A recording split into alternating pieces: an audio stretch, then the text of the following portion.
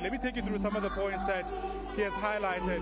Geordin Hill-Lewis saying that the greatest danger isn't other opposition parties, the greatest danger facing South Africans, that is. He said, as far as he's concerned, it's the creeping belief that things cannot turn around. He says many people in the country are losing hope that their towns can ultimately be fixed. It says every South African should anticipate more than what we are getting. Geordin Hill-Lewis going on to say that the DA, if they were to be elected into government, a number of municipalities will have a zero tolerance for bad governance. He's made an announcement around a new rule, he says, where every rand collected for water will be ring-fenced for water, and the same will apply for electricity.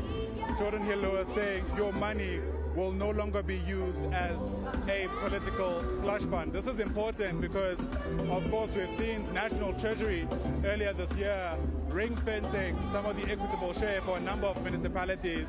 And the problem we've come to understand in places like Johannesburg, where we're at, is that money that's being collected from ratepayers simply wasn't being used for that which it is collected. In other words, the rates that were being collected for water and electricity were diverted to paying debt elsewhere.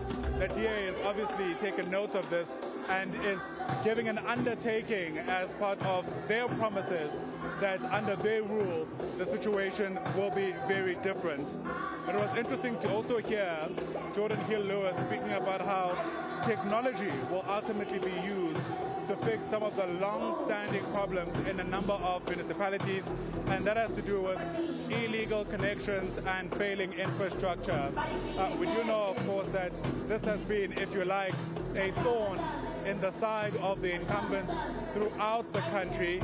Many inner cities in these metros, including Johannesburg, really struggling to keep up with things like maintenance, and that has ultimately affected the provision of services.